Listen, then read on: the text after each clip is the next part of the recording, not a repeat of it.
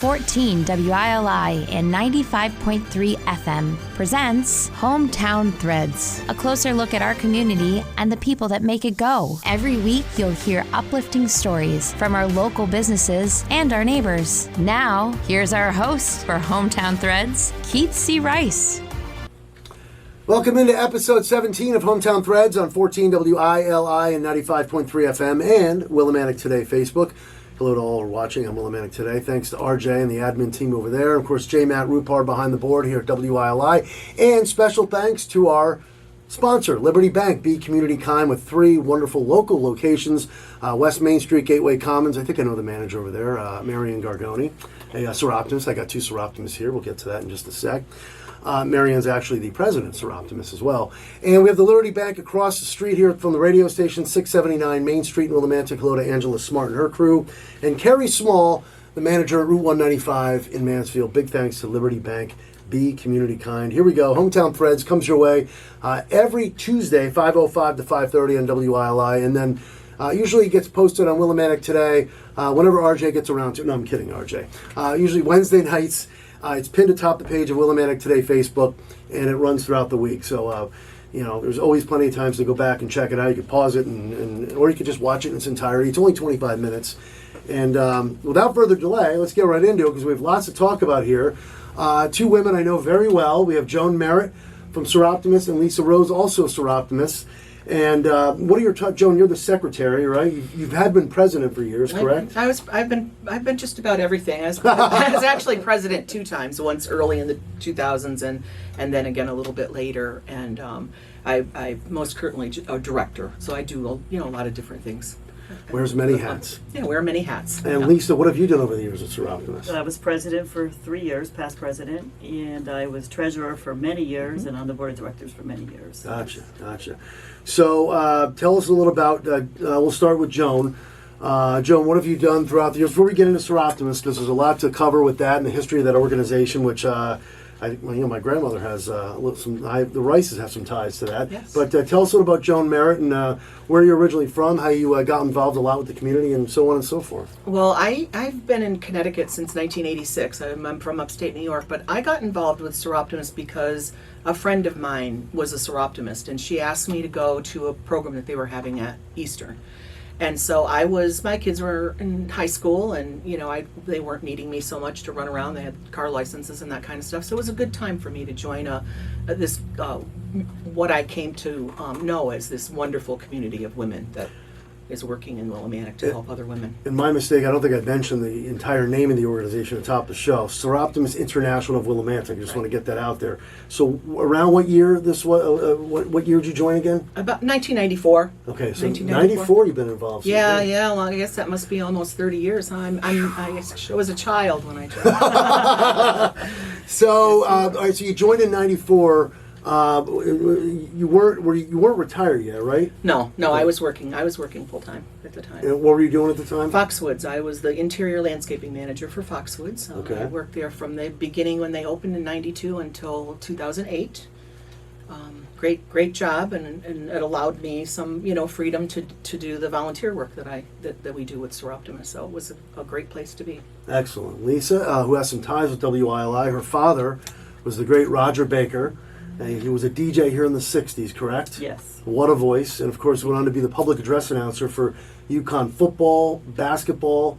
Any other sports at UConn? Basketball. Just UConn basketball. I thought he did football, too. I don't think so. Okay, Roger had a great voice, and, of course, that's what John Tewitt does now up at the all the UConn games, UConn men's and women's basketball. But tell us about Lisa Rose and how you are tied in with the community, Lisa. I think Sure. you own a business too, right? Yes. So I was born and raised in Willimantic in Windham.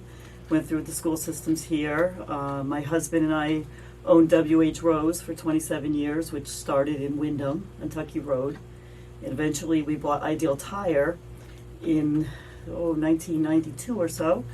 And that is where I met Rose Ferrari, who used to come in every year as a Seroptimist to sell me a WILI ad, because Seroptimus had a deal going with WILI where they would sell them advertising. They could purchase advertising.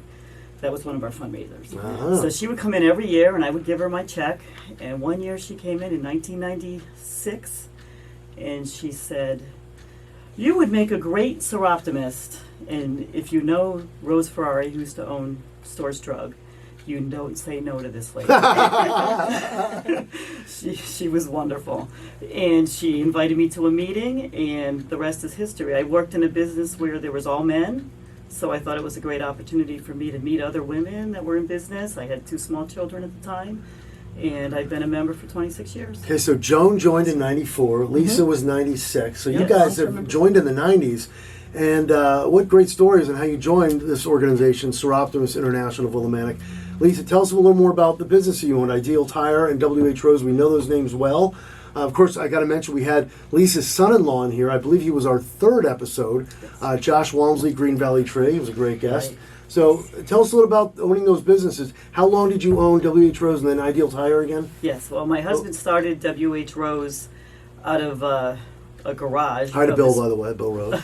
of his parents' business, and he was selling trailers and installing hitches and such, and it just kind of evolved. That was 1987, and it just evolved into this big business with installing truck equipment on mostly municipality trucks in Wow. Connecticut, Rhode Island, Massachusetts, and it just grew. And then we bought Ideal Tire because we were growing out of our place in Windham. And we tried merging both businesses together, and eventually we grew again, and we ended up with 27 employees when we finally, our last stop was Columbia. We bought a building in Columbia, and we sold our business in 2007. So we had the business for about 27 years. Now you live in Chaplin and Jones Yes. in Lebanon, Right. and you guys are still busy. Well, I know Seroptimus keeps you both busy, but Lisa is just has a couple of grandkids now, right? Yes. They keep you very busy. Awesome. Yes, they do. They're great. And so let's get into the history of Seroptimus now. Seroptimus International of Willimantic. I don't know who would like to jump in here. I know Joan. You started in '94, a couple years before Lisa. So if you want to tell us a little about Seroptimus International of Willimantic and how a woman named Ethel Rice actually played a part, right? So, so first of all, this is a great program that you started here in Willimantic to focus on women, or not women, but business owners in the Willimantic area, and that's really how Seroptimus got started. It was a group of business women that got together and chartered a club. It was 1966, so we've been how many every years? That is almost 60 years. Wow. A couple years we'll have our 60th anniversary. But one of them was, the women that were early in that club were Terry Case, who owned the jewelry store here, right? The jewelry Yeah, store, correct. and Rose Ferrari, who owned Stores Drugs, which had a drugstore in Willimantic before Stores Drugs, I believe. And so, and your Mrs. Rice, Ethel Rice. Who, I don't know if she was a charter member in the very beginning, but she was an early member. Okay. And she was a member for a very, very long time. And that's how we got involved in selling the ads. That I came onto the club, that was their big fundraiser, and they would raise $2,000 or $3,000 a year selling ads. And WILI, they would sell 30-second, 60-second ads like they did to Lisa at WH Rose, and then they gave us all the money. So it aired on Women's History, always the first weekend in March, which was American or Women's History Month. So that's kind of how the club got started, with a bunch of women that, Seroptimus is an international organization. It's been around since 1921. Just a couple years ago, celebrated our 100th anniversary. And so there are local clubs, and Willimantic is one of the bigger ones in this area. Willimantic is, I didn't know that. Willimantic is one Yeah, of the we have bigger 48 members. That's a pretty Wow. large club. Most of them have more like 16 to 20, 24. We're twice as big as most of them, and a lot of that has to do with the community that we're involved in. And Willimantic is a great community. We have great relationships with so many people doing our everyday programs. We're doing ads, and we have a lot of people that support us financially when we're doing one of our big fundraisers like the upcoming gala. Yes, looking forward to talking about that. We have Joan Merritt and Lisa Rose here from Seroptimus International of Willimantic on Hometown Threads, 14 WILI, 95.3 FM, and Willimantic Today Facebook. Brought to you by Liberty Bank, be community kind. So you mentioned Seroptimus International, obviously all over the world. Do you think Willimantic is one of the biggest chapters in New England? or are there other areas? I think so. Yeah, it is actually the biggest one in New England, and it's probably one of the biggest ones even on the East Coast. Soroptimist is bigger, larger clubs tend to be in California. I'm not quite sure why it started there, so it's always been really big in California. Oh, okay.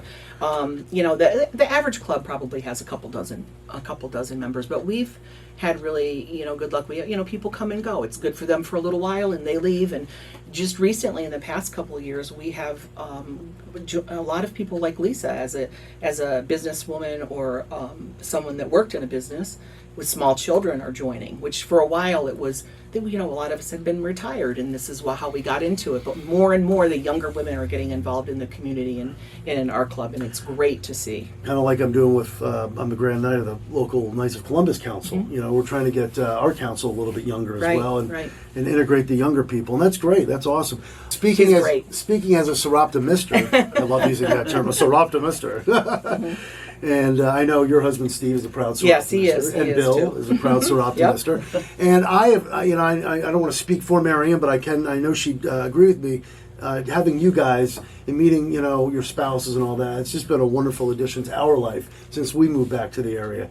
And I know she could probably say that about some of my fellow brother knights. But so you guys just have so much stuff going on. We're going to get to the gala. But is there besides the gala, which is the biggest fundraiser of the year, are there other things that Soroptimist does throughout the year, or you want to mention there may be some ladies that are watching now that may want to join? So I don't know if any of you guys want to get into that. You mean like past fundraisers or other fundraisers that we do? Or little programs that you do and stuff like that. We have what we used to be called Women's Opportunity Award. I'm dating myself here. It's the Live Your Dream Award. Live Your Dream Award now, which is a scholarship that we give to a woman that's head of household and has dependents and is going back to school to earn a degree of some sort. So that's our big signature project that we have. And we give this year, in the past few years, we've given $3,000 to $4,000 to that award. It's multiple people. The first place winner gets $1,500. So it's a great program for them, and it not only gives them that support, but support from a group of women that they don't know that have faith in that they're going to succeed. So one of the best things for me about Soroptimist is that all our money goes back to local programs, to local women and girls, and to me that's awesome. A big. You know where your money's going. So if you're going to support us in anything, it's going to come right back to the community. Mm-hmm. So. What about what's the thing you guys do with the backpacks? Right? Was that the same thing you were just talking about? Yes, we do a backpack program where we get supplies for backpacks and we purchase the backpacks and we all meet together and assemble the backpacks, which is always fun, and so kids can have school supplies when they're starting school in September. So that's another big project that we do. We also try to do projects that aren't a lot of work. We used to do a tag sale. Oh, that really? was huge. It was like a weekend deal, setting it up, having it, breaking it down. It was a lot of work. When was that? It was a lot of work. Up until probably 8 years ago. We used to have it on Route 32 at the Horizons Group Home. Let's bring it back. It's a beautiful old Victorian home that Chris has done. It's like you need. We talked to the president about that. You need a lot of help. I would love to do one, but I said before, if I do that again, I want to do one inside. It was outside. I mean, it's a funny Soroptimist story we were doing. I mean, we had lots of tag sale stories. We could write a book, but one of the ones we had one of those microbursts, which is like a tornado, but the wind is going in the other way. That's what a microburst. While we were setting up for it, and it was torrential rain, and it just happened like all of a sudden. The wind blew everything. We had cardboard boxes and baskets floating down Route 32. I don't know. I know I was, and probably Lisa was there, and some other people were like, it was warm. I was under the porch. It was. I wanted to stay dry. We were like out there running out into the road, picking up the baskets and the thing. And there was like 6-inch. It was like Route 32 was a river. It was just. Yeah. It was just instant. It like happened. This like 7-8 years ago. Yeah, it was. Yeah, and that was. I'm like, I can't. We did one more after that. That was at a house in Lebanon that had a barn But it's a lot of work. It's not so much that is the putting stuff away. Right. So we found some better, more community-oriented things to do, to raise money, and some easier projects. That's We right. used to sell candy bars. Oh, yeah? We had candy boxes in many area businesses throughout the greater Willimantic area. You go in, you change out the candy bars and collect your money, and Yeah. we raised. How much money did we raise? with Well, that you know, I used to project? keep track. I used to keep track of Yeah. it. So, the last time we stopped doing it a while ago because it just you have to have people that are doing it in business that are willing to do that honor system thing.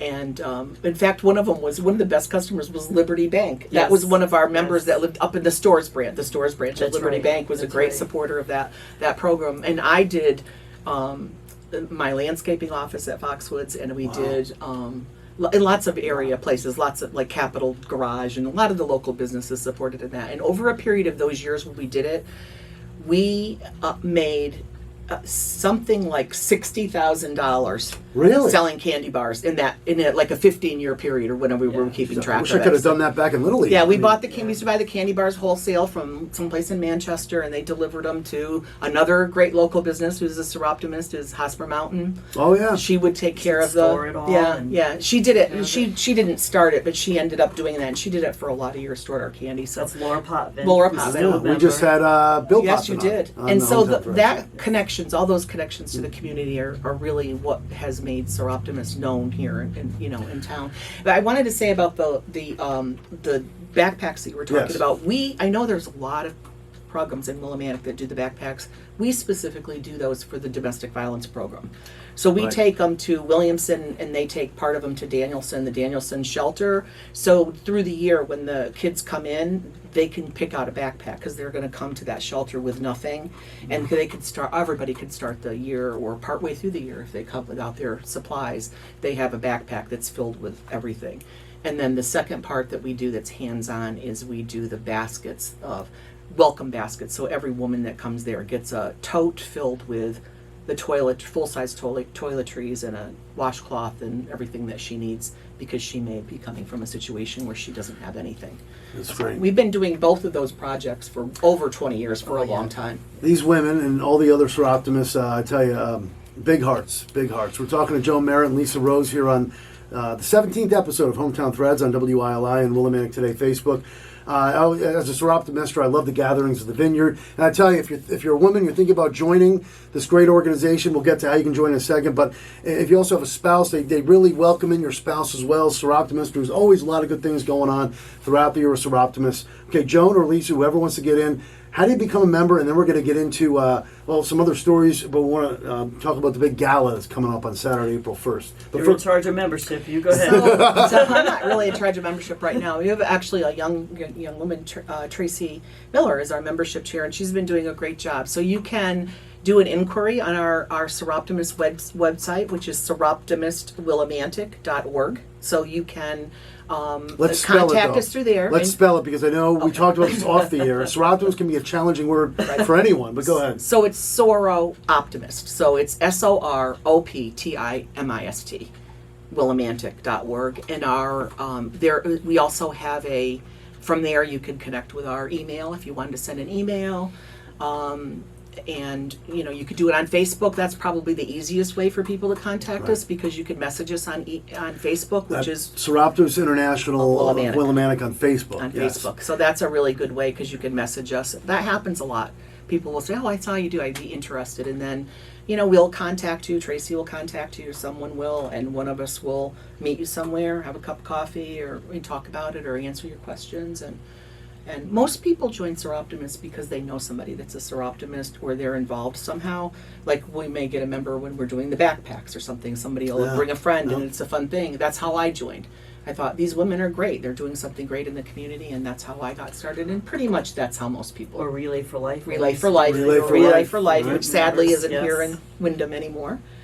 And you were mentioning before the The Vineyards? no Oh, the Special Olympics swim meet. Oh, that's- yes. which is coming up this Saturday. Right, yeah. we were always involved in that. Are they doing that in Wyndham again? They're doing it at the new community center. Yeah. I see. Okay, I didn't know that, because we stopped being involved in that because it wasn't here for a while, right? Yeah, they took a break because of COVID and all that, but it's back this Saturday. In fact, a little shameless plug, I'll be filling in for Wayno, and Charlie Wynn will be calling. Charlie Wynn and Adrian DeVivo and the gang, and Jerry White will be calling in, talking about that. But here we go. Let's spend the last 5 minutes talking about the big ball, Saturday, April 1st. It's just so much fun. Joan, Lisa, whoever wants to dive in first. It's the event of the year. I think everybody out there should come to our ball. We have a great band, Shaded Soul. They get everyone on the dance floor, even if you don't dance. I know Keith's been on the dance floor. And it's just good food and great people, and it's at great the event. It's at the Elks, Saturday, Elks. April 1st. And what are the hours again? 6 to 11, and you can still buy tickets.